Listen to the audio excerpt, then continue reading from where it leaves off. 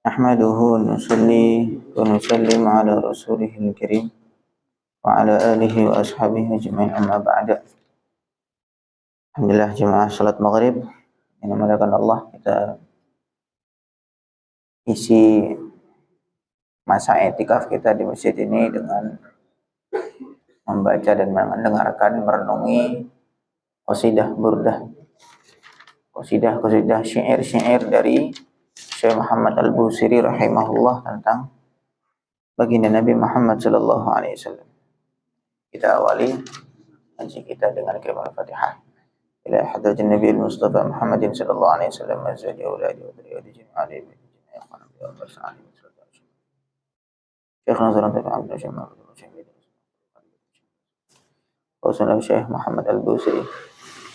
Allahumma qana bi alamin ad-darain. Al-Fatihah. A'udzu billahi minasy syaithanir rajim. Bismillahirrahmanirrahim. Alhamdulillahi rabbil alamin. Arrahmanir rahim. Maliki إياك نعبد وإياك نستعين اهدنا الصراط المستقيم صراط الذين أنعمت عليهم غير المغضوب عليهم ولا الضالين آمين. بسم الله الرحمن الرحيم.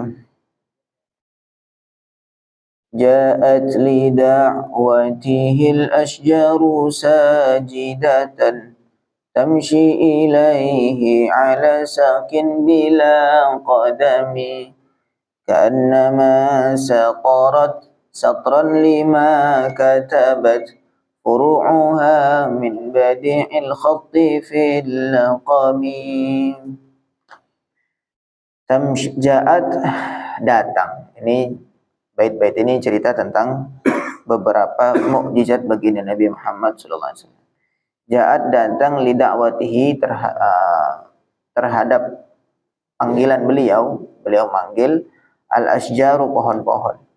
Sajidatan dalam keadaan tunduk. Tamshi pohon-pohon itu jalan ilaihi menuju kepada Nabi ala sakin di atas betis atau kaki bila qadami tanpa telapak. Ya namanya pohon dia tidak punya telapak kaki seperti manusia, tapi dia ada cabang-cabangnya, akar-akarnya. Ka'annama satarat, seakan-akan pohon itu menulis. Satron dengan satu garisan. Lima katabat furu'uha, ketika terlihat cabang-cabangnya itu min badi'il khatti, berupa garis yang bagus, yang indah, fil laqami, di tengah jalan. Jadi maksudnya pohon itu berjalan dengan rapih, dengan bagus. Tidak seperti pohon ketiup angin itu enggak. Ya dia jalan dengan rapi, dengan bagus, seakan-akan dia membuat garisan di tengah jalan. Di antara mukjizat baginda Nabi Muhammad sallallahu alaihi wasallam, baginda Nabi itu yang terkenal mukjizatnya Al-Qur'an. Tapi sebenarnya mukjizat Nabi itu sangat banyak sekali. Sangat banyak sekali. Nah, di antaranya ini. Suatu ketika, ini kisahnya Nabi dalam sebuah perjalanan, kemudian ketemu dengan orang Arabi. Orang Arabi itu orang Arab yang pedalaman, orang Arab kampung. Kemudian Nabi nanya, kamu mau kemana? Saya mau pulang kampung. Terus Nabi nawarkan, mau nggak aku kasih kamu kebaikan? Apa itu kebaikannya? Kamu ucapkan La ilaha illallah Muhammadur Rasulullah. Maka nanti aku akan jadi saksi kamu, aku akan jadi pembela kamu ketika di hari kiamat. Akhirnya si Arabi tadi dia cuman nanya, kamu punya bukti apa enggak? Kalau kamu benar, misalnya atas ajakan kamu ini, kamu punya bukti apa enggak? Oh ya, saya punya bukti. Mana buktinya? Nah itu pohon itu, kamu panggil. Dalam sebuah riwayat si Arabi itu yang manggil, riwayat lain Nabi yang manggil. Nabi nyuruh si orang Arab tadi memanggil, atau langsung Nabi manggil, sini. Maka pohon yang jauh di sana itu tercerabut dari tanahnya, dengan akarnya dia berjalan. Dan jalannya bukan jalan seperti tertiup angin, enggak, tapi dia jalan dengan rapi, dengan bagus, dengan tunduk. Kemudian sampai di hadapan Nabi si pohon itu sujud, kemudian bersyahadat asyhadu alla ilaha illallah wa annaka rasulullah. Aku bersaksi bahwa tidak ada Tuhan berhak disembah kecuali Allah dan engkau wahai Muhammad adalah utusan Allah. Kemudian kata Nabi, dah kamu balik lagi di tempat. Kemudian pohon tadi kembali lagi berjalan ke tempatnya semula, tertanam lagi seperti sedia kala. Akhirnya si A'rabi tadi, orang Arab Badui tadi langsung dia bersyahadat, langsung mau masuk kepada Islam. Ini salah satu. Mithlul ghamamati an-nasara sa'iratun taqihi harra wa qisin lil hajiri hami. Mithlul ghamamati, begitu juga sama mukjizatnya Nabi adalah awan. An-nasara, kemana saja Nabi berjalan, sa'iratun, awan ikut berjalan juga. Taqihi, awan itu menjaga Nabi harrawatisin, dari panas matahari, lil hajiri, ketika waktu terik, hami, yang panas memanggang. Jadi Nabi ketika di antara mukjizatnya Nabi ada awan yang senantiasa melindungi Nabi dari panasnya terik matahari. Kemanapun Nabi pergi, kemanapun Nabi pergi, Nabi kesana kemari sudah langsung punya payung otomatis. Nah, payung berjalan terus. Kemanapun Nabi berjalan, itu si awan ikut. Terutama ketika panas terik, semua orang kepanasan, Nabi adem. Waktu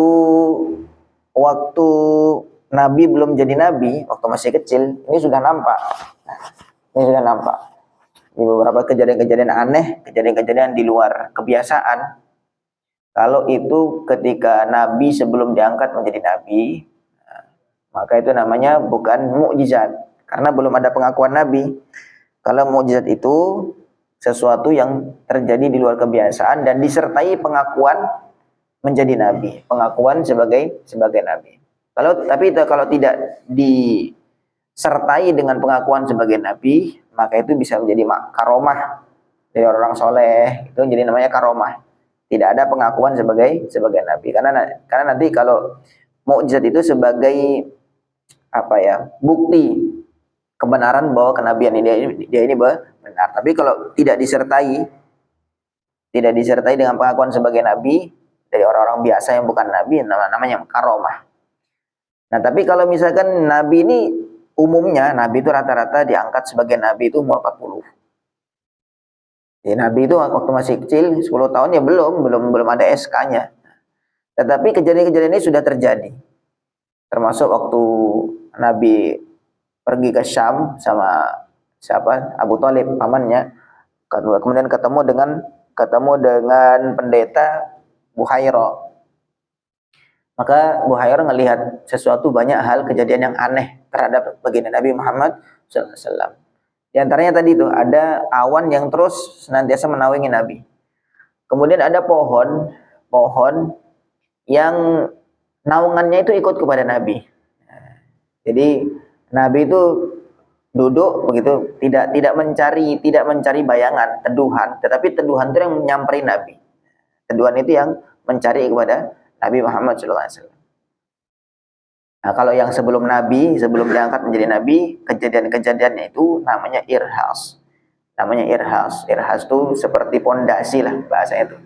Dasaran bahwa memang ini tanda-tanda sebagai Nabi. Belum dikatakan mukjizat karena belum ada pengakuan Nabi. Dan juga bukan karomah karena memang ini Nabi tetapi belum ada SK-nya gitu saja. Nah, namanya irhas. Irhas itu seperti bahasanya itu pondasi, dasar karena nanti pada akhirnya beliau akan mengaku sebagai Nabi. Itu kejadian-kejadian yang di luar kebiasaan.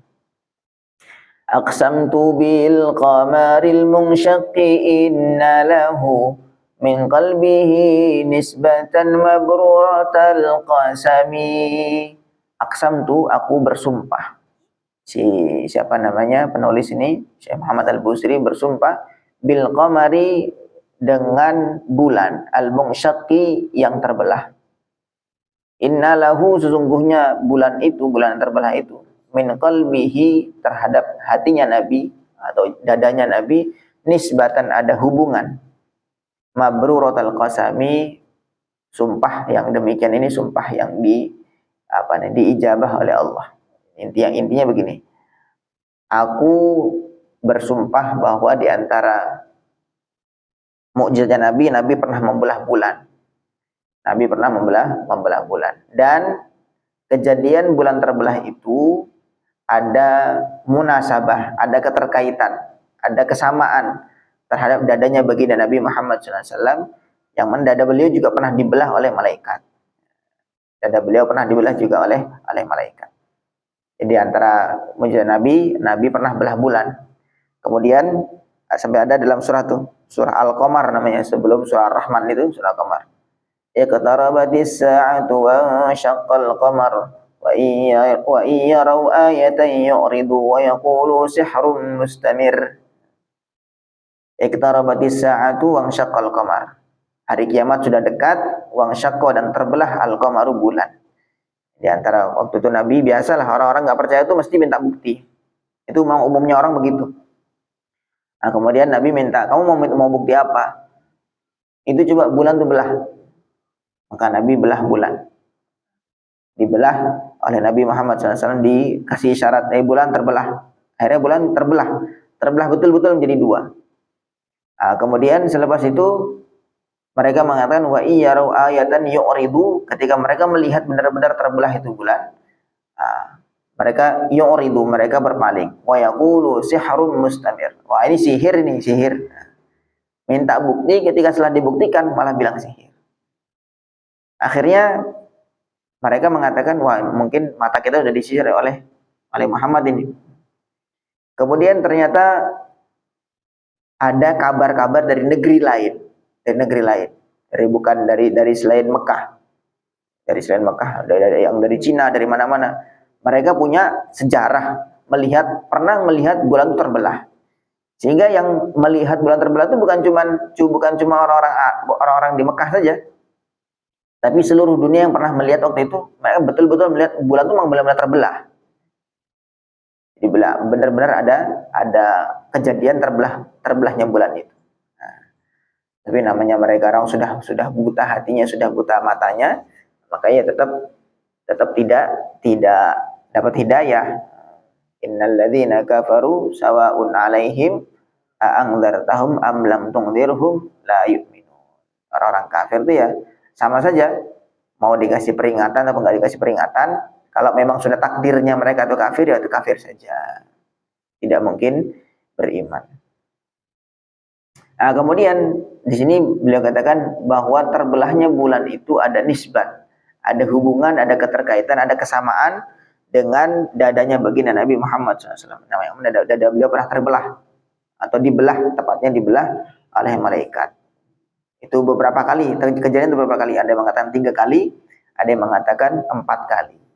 Yaitu ketika beliau masih kecil, ketika sama ibunda Halimah Sa'diyah di Bani Sa'ad, masih kecil sama anak-anak itu, datang malaikat, kemudian dibelah dadanya baginda Nabi. Dibelahnya memang dibelah betul, dioperasi begitu, dibelah secara fisik memang. Kemudian dikeluarkan satu alaqah damawiyah, satu gumpalan daging atau gumpalan darah lah, dibuang. Sebagian ulama mengatakan itu namanya hadus syaitan. Hadus syaitan itu, jadi setiap manusia itu punya potensi digoda oleh setan, siapapun itu digoda oleh setan. Punya potensi digoda oleh setan. Jadi orang sewali apapun, dia mau sesoleh apapun, tetap dia punya potensi digoda oleh setan. Sehingga yang maksum, yang terjaga itu cuma Nabi. Selain Nabi itu pasti punya salah. Mau dia kiai, mau dia ustadz, mau dia siapapun itu, dia pasti punya potensi salah. Sehingga kita kalau selain Nabi, selain para Nabi itu, kita jangan berekspektasi tanpa salah. Tidak boleh salah, harus benar terus. Yang namanya manusia tetap ada kesalahan, kecuali para nabi. Nah, maka Nabi ini gambaran istilahnya, isyaratnya bahwa Nabi memang manusia, tetapi hadzu syaitan, bagian potensi untuk digoda oleh setan itu dibuang oleh malaikat. Sehingga Nabi terjaga dari godaan setan. Itu satu penafsiran, satu penjelasan dari para ulama. Sebagian lain mengatakan, oh tidak begitu penafsirannya. Maknanya tidak begitu. Maknanya itu Nabi itu memang dari awal itu memang sudah murni. Dari awal itu memang sudah murni. Tidak ada Nabi itu diciptakan kok masih ada potensi digoda oleh setan terus habis itu dibuang, itu enggak. Sebagian ulama lain menafsirkan lain. Tetapi Nabi itu justru sumbernya rahmat. Wa ma arsalnaka illa rahmatan lil alamin. Tidaklah aku utus engkau ya Muhammad kecuali sebagai rahmat untuk seluruh alam. Alam itu siapa? Ya selain Allah itu semua alam, termasuk malaikat, ya setan, ya semuanya itu alam. Selain Allah itu ya alam. Nah, karena setan ini sudah dinas oleh Allah sebagai orang yang rugi, sebagai golongan yang rugi yang nggak akan dapat rahmat Allah SWT, maka bagian setannya itu diambil. Nah, jadi setan itu tidak berhak masuk dalam rahmatnya Nabi, gitu maksudnya. Nah, jadi bukan Nabi yang berpotensi digoda oleh setan, kemudian potensi itu dibuang, bukan. Tetapi justru setannya yang disingkirkan dari rahmatnya. Kau minggir kamu, ini sumbernya rahmat, ini rahmat saja, isinya yang akan tersebar ke seluruh alam terkecuali setan. Itu beberapa penafsiran para ulama terkait dibelahnya dadanya baginda Nabi Shallallahu Alaihi Wasallam. Kemudian dicuci dengan air zam-zam, kemudian dijahit lagi oleh malaikat itu. Maka waktu itu anak-anaknya ibunda Halimah Sa'diyah pada takut, pada lari. Namanya anak masih umur sekian tahun, masih umur 3 tahun atau 4 tahun begitu. Nah, itu sudah dibelah dadanya, kan mengerikan itu. Nah, akhirnya mereka pada takut. Setelah itu ibunda Halimah mengembalikan Nabi Muhammad kepada ibundanya Siti Aminah. Kembalikan, khawatir kalau terjadi hal yang tidak diinginkan lagi. Nah, kemudian yang kedua, ketika Nabi mau jadi nabi, mau diangkat sebagai nabi, dapat SK, itu dibelah lagi. Kemudian ketika mau Isra itu juga ada kejadian dibelahnya dadanya baginda Nabi Sallallahu Alaihi Wasallam. Jadi sebagian mengatakan ada 3 kali, ada 4 kali. Wallahu a'lam. Wa ma hawal gharu min khairin wa min karamin wa kullu tarfin minal kuffari anhu ami. Wa ma hawal gharu min khairin wa min karami. Dan aku juga bersumpah dengan orang yang berada di dalam gua. Min khairin, yaitu orang yang baik, wa min karami, dan orang yang dermawan, yaitu Abu Bakar. Orang yang baik yaitu baginda Nabi, kemudian orang yang dermawan yaitu Abu Bakar Siddiq. Ketika di Gua Thawr, ketika perjalanan ke Madinah, mereka dikejar oleh orang-orang kafir Quraisy, orang kafir Mekah, kemudian bersembunyi beberapa malam, kurang lebih 3 hari berada di dalam Gua Thawr. Nah, itu mereka bersembunyi di situ. Wa kullu tarfin, setiap pandangan, minal kuffari, dari orang-orang kafir, anhu, dari Nabi, ami, mereka buta. Jadi kalau di gua di Arab tuh tidak seperti gua di Indonesia. Gua di Indonesia tuh dalam-dalam ya, panjang-panjang. Gua di Arab tuh cuman paling sedikit, cuman celah gitu aja di batu. Sangat sempit sekali. Sehingga diceritakan kalau seandainya orang kafir itu, Abu Bakar mengatakan, orang Quraisy dulu, mereka tuh kalau mau ngelihat ke bawah aja, ngelihat ke arah kakinya, itu kelihatan itu Nabi dan Abu Bakar. Tetapi memang Allah menjaga Nabi dan Abu Bakar itu dengan wujudnya, dengan Allah perintahkan hamamah. Hamam itu burung dara, burung merpati, itu bikin sarang di situ. Kemudian juga laba-laba bikin sarang di situ, ditutupi mulutnya. Sehingga mereka datang dari jauh melihat kok ada laba-laba. Nah, kemudian ada perasaan bahwa ini pasti ini sudah lama tidak dimasuki oleh orang. Mereka maka langsung cabut. Ya wa kullu tarfin minal kuffari anhu ami. Setiap pandangan orang kafir semuanya dibutakan oleh Allah Subhanahu wa taala. Maksudnya ya tidak dibutakan secara langsung, tetapi dialihkan oleh Allah Subhanahu wa taala sehingga mereka tidak memandang kepada dalam gua. Itu caranya Allah begitu, caranya Allah. Jadi kalau Allah sudah berkehendak melindungi siapapun, maka tidak ada yang bisa mengalahkan perlindungan Allah Subhanahu wa taala. Tapi kalau orang tuh mau berlindung, sedangkan Allah tidak menghendaki dia terlindungi, ya pasti celaka juga. Begitu. Jadi intinya kita ini sebagai hamba itu intinya punya hubungan yang dekat dengan Allah, hubungan yang baik dengan Allah. Tidak begitu. Karena kalau Allah berkehendak melindungi, maka tempat yang kelihatan tidak terlindungi saja bisa menjadi perlindungan. Jadi Nabi Musa itulah Nabi Musa tuh ancamannya kepada siapa? Ancamannya siapa? Fir'aun. Justru dia berlindungnya di istana Fir'aun sendiri, tumbuh kembangnya tuh Nabi Musa itu. Kan cerita Nabi Musa diancam mau dibunuh. Siapapun bayi-bayi yang lahir, maka yang laki-laki bunuh semua. Yudzabbihuna abna'ahum. Semua anak-anak laki-laki semua dibunuh, dibantai. Tapi ketika itu ibunya Nabi Musa dapat ilham oleh Allah SWT, idza khifti alaihi fa'alqihi fil yammi. Kalau kamu khawatir, takut, lemparkan dia ke sungai Nil. Masukkan dalam peti. Kemudian ternyata ditemu oleh istrinya Fir'aun.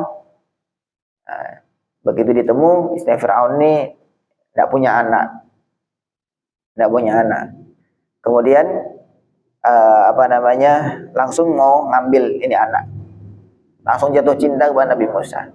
Bahkan waktu itu istilahnya Fir'aun sudah marah-marah tuh. Wah, ini bisa jadi ancaman untuk kerajaan kita. Bunuh. Tapi akhirnya ya namanya laki-laki biasa kalah tuh dengan rayuan istri. Janganlah, nih anak ini lucu, anak ini bagus, ganteng, kita ambil anak aja. Kita angkat dan kita adopsi aja. Justru yang menjadi ancaman terbesar malah menjadi tempat tumbuh kembangnya Nabi Musa. Dan itu karena masih bayi, kan nangis terus, minta nyusu.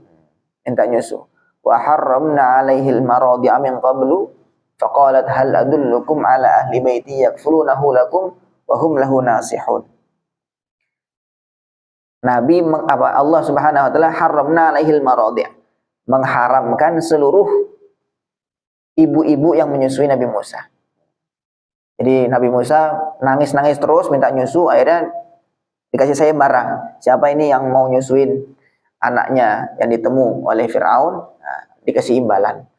Oh, semua banyak yang daftar ibu-ibu. Saya. Tapi nggak ada yang mau, Nabi Musa nggak ada yang mau. Maka saudarinya, ibunya Nabi Musa, bibinya Nabi Musa, mengatakan hal adullukum ala ahli baitin yakfulunahu lakum wa hum lahu nasihun. Maukah aku tunjukkan kepada kamu satu ahli keluarga yang sayang sama anak? Nanti insya Allah dia mau untuk nyusui Musa ini dan akan dimerawatnya. Oh ya, silakan. Akhirnya ketemu dengan ibunya, nyusuin, mau, dikasih imbalan pula. Jadi gitu, kalau caranya Allah sudah menghendaki seorang itu aman, tidak ada satupun yang bisa membahayakan. Sebaliknya orang tuh yang mau sembunyi dimanapun, bagaimanapun usahanya untuk sembunyi, kalau Allah sudah berkehendak untuk hancur, ya hancur saja. Itu di antara keutamaan Abu Bakar Siddiq radhiyallahu taala anhu juga, beliau menyertai Nabi Muhammad di saat-saat yang sangat genting. Sehingga keutamaan Abu Bakar Siddiq itu seluruh ulama sepakat antara Sayyidina Abu Bakar dengan Sayyidina Umar lebih mulia Sayyidina Abu Bakar Siddiq. Sedangkan Sayyidina Ali dengan Sayyidina Utsman sebagian khilaf, sebagian berbeda pendapat. Ada yang mengatakan Sayyidina Ali lebih utama. Ada yang mengatakan Sayyidina Utsman lebih utama. Sayyidina Ali saudaranya Nabi, semua saudaranya Nabi. Sayyidina Ali dengan Sayyidina Utsman menantunya Nabi. Sayyidina Abu Bakar dengan Sayyidina Umar mertuanya Nabi. Allahu Akbar. Sehingga Sayyidina Umar mengatakan satu malamnya Sayyidina Abu Bakar bersama Nabi di Gua Thawr, Di masa-masa gentingnya Nabi itu lebih baik daripada seluruh amalnya Umar dan amalnya keluarga Umar. Sayyidina Umar amal seumur hidup, ditambah lagi amal keluarganya Sayyidina Umar, anaknya Sayyidina Abdullah bin Umar dan istrinya dan seterusnya, itu digabungkan itu masih kalah dengan satu malamnya Abu Bakar bersama Nabi di Gua Thawr. Itu Masya Allah, keutamaannya orang-orang awal itu begitu. Awal-awal berjuang, Sayyidina Abu Bakar berjuang bersama Nabi SAW. Dan paling pertama menyambut tawaran untuk berjuang bersama Nabi itu Sayyidina Abu Bakar. Orang kedua itu beda. Orang kedua walaupun semangat, tapi orang kedua itu sudah berbeda dengan orang pertama. Maka jadilah orang pertama dalam kebaikan. Fasidqu fil ghari wasaddiqu lam yarima wa hum yaquluna ma bil ghari min arami. Allahu Akbar. Fasidqu, Nabi fil ghari berada di dalam gua, wasaddiqu, sedangkan wasiddiqu dan Abu Bakar Siddiq lam yarima, tidak pergi dari gua. Wahum, orang kafir itu, yaquluna, mereka mengatakan, ma bil ghari, tidak ada di dalam gua min arami, satu orang pun. Jadi padahal Nabi itu di dalam gua itu. Sayyidina Abu Bakar Siddiq juga enggak meninggalkan gua. Tapi mereka mengatakan yaqulun ma bil ghari min arami. Di gua ini enggak ada orang sama sekali.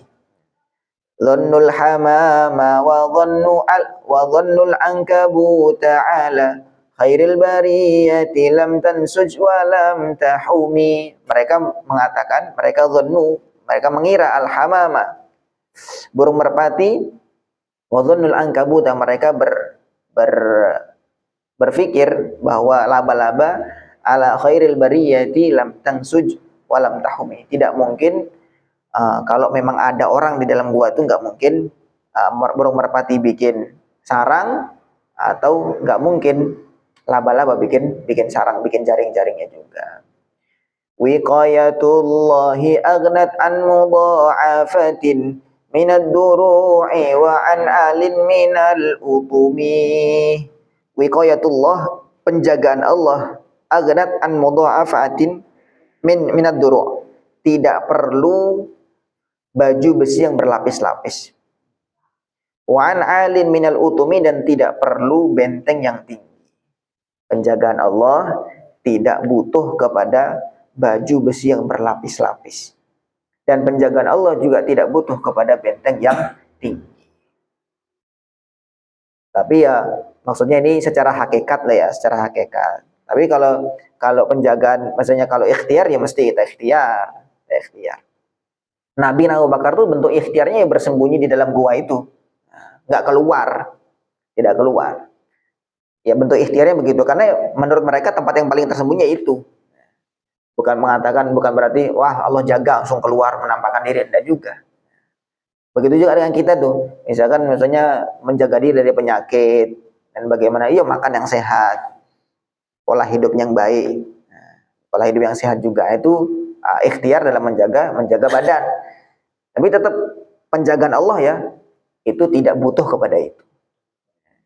Itu orang-orang yang gila itu loh, sehat terus malah begadang terus, makan nggak karuan segala macam. Tapi kok malah hidupnya lama tuh orang gila itu, malah panjang umur. Malah orang yang sering olahraga, rajin, terus makannya dijaga betul, kadang-kadang ya juga tidak panjang umurnya, kan gitu. Masya Allah. Tapi itu secara hakikat. Tapi tetap kalau ikhtiar itu memang perintah Allah Subhanahu wa taala, kita mesti ikhtiar.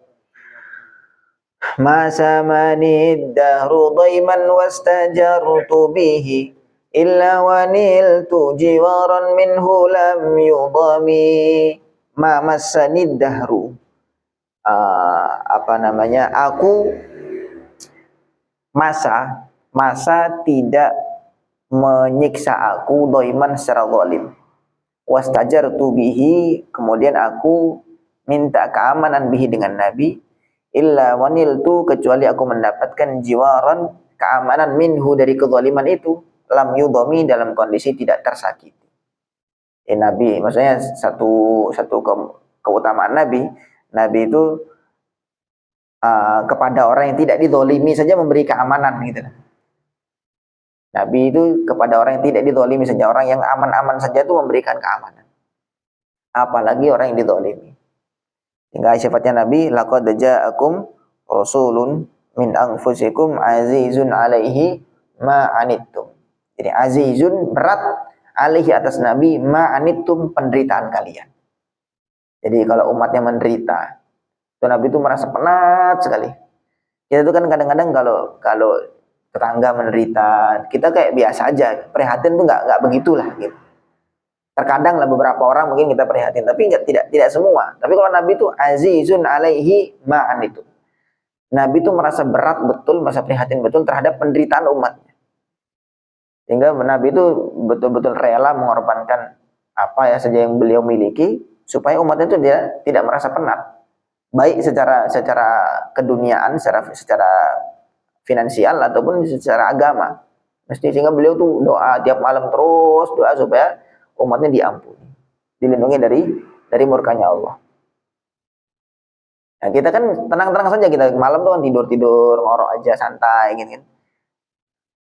Tapi Nabi tuh nggak bisa tidur terus begitu membaikan umatnya. Sehingga ditegur oleh Allah, fala'allaka bakhi'un nafsaka ala atharihim illam yu'minu bihadzal hadithi asafa. Muhammad, fala'allaka bakhi'un nafsaka, hampir saja kamu mencelakakan dirimu. Ala atharihim, karena kesan dari mereka itu, illam yu'minu bihadzal hadithi, ketika mereka tidak mau beriman dengan apa yang kamu ajak. Asafan, ketika kamu tuh kayak putus asa, maksudnya saking beratnya melihat umatnya nggak iman. Nabi tuh tiap malam nangis, sholat sampai kakinya bengkak, itu nangisin umat gitu loh. Nangisin umat. Sehingga Allah tuh tegur, kamu tuh kok sampai segitunya sih? Nah, begitu. Jadi gambaran bagaimana cintanya Nabi kepada umat. Nah, ini begini. Si penulis kita tuh, masa manid dahru dhaiman. Saya tuh tidak dizalimi oleh siapapun dan apapun. Kemudian aku minta keamanan kepada Nabi, Nabi memberikan kepada aku tanpa aku mendapatkan rasa sakit sedikit. Satu lagi, walal tamastu ghinad daraini min yadihi illa salamtun nada min khairi mustalami. Aku tidak minta kekayaan dunia dan akhirat dari Nabi sallallahu alaihi wasallam, kecuali yang aku terima adalah pemberian dari sebaik-baik pemberi, sebaik-baik orang yang dimintai pertolongan. Ya, aku cita-citaku tidak tidak mengharapkan orang kaya dunia akhirat, enggak. Tetapi aku yang mengharapkan tuh dapat pemberian dari Nabi sallallahu alaihi wasallam. Apapun yang diberi Nabi, pokoknya aku harapkan itu. Nah, itu istilahnya gambaran begitu. Kata musannif atau penulis kitab ini kurang lebih maknanya begitu. Aku tidak pengen jadi orang yang kaya dunia akhirat, enggak. Tapi yang aku harapkan adalah Nabi memberikan anugerah kepada aku, entah berupa apapun itu. Nah, tapi karena Nabi itu adalah khairi mustalami, sebaik-baiknya orang yang dimintai pertolongan. Sehingga Nabi dikatakan tidak pernah mengatakan tidak kepada setiap orang yang minta kepada Nabi sallallahu alaihi wasallam. Kadang-kadang Nabi itu dimintai sedekah atau dimintai apa, Nabi sedang kondisi nggak punya apa-apa. Nah, tapi karena sayangnya kepada umat, maka Nabi kadang-kadang ngutang kepada tetangganya. Atau kadang-kadang Nabi menawarkan, siapa nih yang mau ngasihkan yang sedekah kepada tamu saya ini. Intinya orang yang datang kepada Nabi itu tidak kembali dalam keadaan tangan kosong. Insyaallah itu salah satu atau beberapa keutamaan baginda Nabi Shallallahu Alaihi Wasallam dan juga mukjizat beliau. Semoga Allah fahamkan kita dan semoga kita diberi syafaat oleh baginda Nabi Shallallahu Alaihi Wasallam. Kita akhiri, subhanallah bihamdihi, subhanakallahumma bihamdika, asyhadu an la ilaha illa anta, astaghfiruka wa atubu ilaik. Assalamualaikum warahmatullahi wabarakatuh.